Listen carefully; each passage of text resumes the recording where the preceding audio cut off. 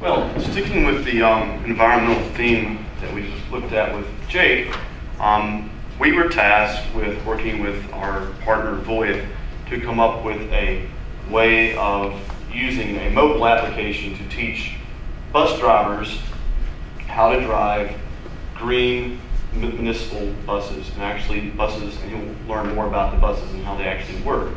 But we were tasked with helping them develop an application, a mobile application, that would then help their customers learn better driving habits for their buses. So when they sold these buses, these hybrid buses, they were learning how to use them. So I'll let Lars go into more detail about that. Hi, I'm Lars Johnson. I work for Voith Turbo, and we've been manufacturing automatic transmissions for city buses since the 1950s. Currently, in the past 5 years, we're a little bit further past than that, but we started off with the idea of developing a hybrid type transmission for intercity buses. And so with this task, came quite a few challenges. One of the challenges, once we got into our pre-series development, is that we realized that driving a hybrid bus is a little bit different than driving your regular bus. And there's a little bit different feel to that. And so how do we translate this feeling of how you drive a bus into driving it more efficiently? So for instance, if you have a stick shift car versus automatic car, there's a little bit difference in driving them and how to drive them economically and to obtain the most fuel economy possible. So anyways, that's kind of where we rolled into the project here. That one. Okay, so what were the challenges? We knew that driver skills were weak to begin with because we have a hybrid bus package that's being installed into a regular transit bus. We also knew that the drivers and the trainers at our customers were interested in receiving some type of training. We also have drivers that are all over North America, and so it's a pretty wide range, and so there's well over probably 300 drivers that are out there,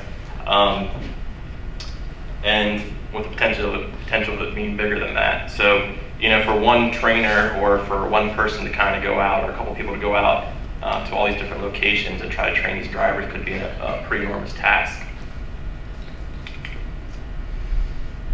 Okay, so what was the solution? We need to try to reduce this cost of getting on an airplane and traveling out and spending days on days and trying to train the drivers. So we needed more of a student-led, so to speak, application. And that's when we kind of came up with this idea for a tablet application, which kind of rolled into a simulation on how to drive the bus efficiently. Just to kind of go over a little bit about the layout here a little bit. Obviously this is our bus here, and up top here, this is where we have what's called supercapacitors. Our supercapacitors will actually store energy during braking. So when we actually come to a bus stop, we will brake, and energy will be stored in these supercapacitors. Then when we get ready to accelerate the bus again, we use this stored energy, we put it into an electric motor which pushes the bus forward on the next acceleration.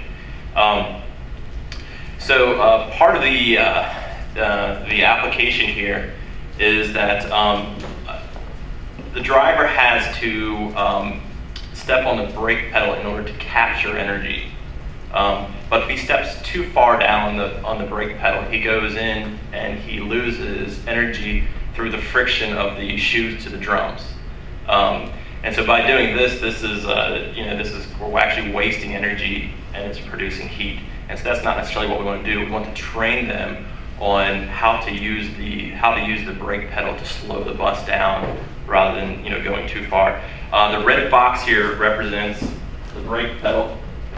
So this lever here would be the brake pedal, and then this round dot will turn blue if they go too far into the brake pedal, into the friction part where the shoe and drums contact. And so the tablet itself, we decided that, you know, tablets, they have an accelerometer in them, just like a cell phone, or a cell phone would. And so we decided that, you know, how do we do this? And so we used the accelerometer that would represent this brake pedal.